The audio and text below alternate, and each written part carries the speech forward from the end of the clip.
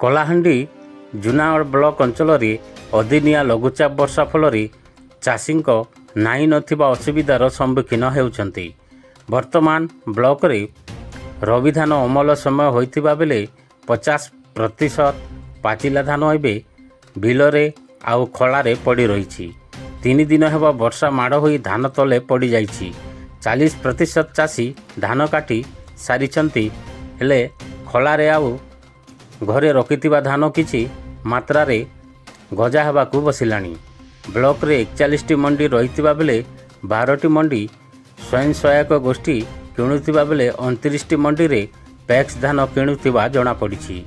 ଅନ୍ୟପକ୍ଷରେ ଅଦିନିଆ ଲଘୁଚାପ ସହ ଆଗୁଆ ମୌସୁମୀ ଆଗମନ ଫଳରେ ଆଗକୁ 31 ତାରିଖ ପର୍ଯ୍ୟନ୍ତ ବର୍ଷା ଲାଗି ରହିବାର ସମ୍ଭାବନା ରହିଛି।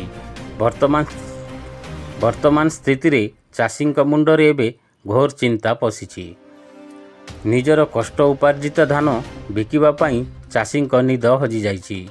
ଠିକ୍ ଧାନ କାଟି ସଂଗ୍ରହ କରି ବିକ୍ରି କରିବା ସମୟରେ ଅଦିନିଆ ବର୍ଷା ସବୁ ସ୍ୱପ୍ନକୁ ଧୂଳିସାତ୍ କରିବାକୁ ବସିଲାଣି।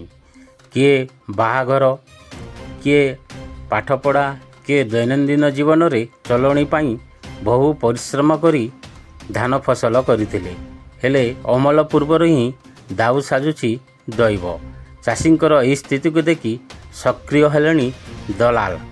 ଧାନର ଆର୍ଦ୍ରତା ମାନ, ଡିସ୍କଲର, ଗଜା ଆଦିକୁ ଢାଲ କରି ଏବେ ଚାଷୀଙ୍କୁ ଲୁଟିବାର ସବୁ ପ୍ରକ୍ରିୟା ଆରମ୍ଭ କରିଦେଲେଣି। ଦଲାଲ ନିଜର ରାଜନୀତିକ ବାହାବା ନେବା ପାଇଁ ଏବେ ସବୁ ଦଳ ବିଭିନ୍ନ ଢଙ୍ଗରେ ପାରିବା ପଣିଆ ଦେଖାଇ ଲୋକଙ୍କୁ ଭକୁଆ ବନାଇବା ଚେଷ୍ଟା କରୁଥିବା ବେଳେ ଦେଶର ମେରୁଦଣ୍ଡ କୁହାଯାଉଥିବା ଚାଷୀଙ୍କ ପାଇଁ କୁମ୍ଭୀର କାନ୍ଦଣା କାନ୍ଦୁଥିବା ରାଜନେତା ଗଲେ କୁଆଡ଼େ? କଳାହାଣ୍ଡି ଜିଲ୍ଲାର ନିର୍ବାଚିତ ପ୍ରତିନିଧିମାନେ ସମ୍ବେଦନଶୀଳ ହୋଇ ଚାଷୀଙ୍କ ହିତଦୃଷ୍ଟିକୁ ଧ୍ୟାନ ଦେବା ପାଇଁ ଚାଷୀ ଆଶା ବାନ୍ଧିଛନ୍ତି।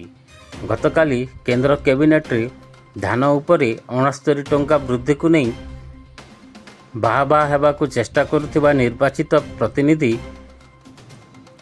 ଚାଷୀଙ୍କ ଏହି ଦୁଃଖ ସମୟରେ ଏକ ସ୍ୱତନ୍ତ୍ର ନୀତି ରାଜ୍ୟ ସରକାର ଘୋଷଣା କରିବା ପାଇଁ ଦାବି କରୁଛନ୍ତି। ରାଜ୍ୟ ସରକାର ଏ ଦିଗରେ ବିହିତ ପଦକ୍ଷେପ ନେବାକୁ ଚାଷୀ ମଣ୍ଡଳରେ ଦାବି ହେଉଛି। ଭିଡ଼ିଓଟି ଭଲ ଲାଗିଲେ ଆମ ଚ୍ୟାନେଲକୁ ଲାଇକ୍ ଓ ସବସ୍କ୍ରାଇବ୍ କରିନିଅନ୍ତୁ।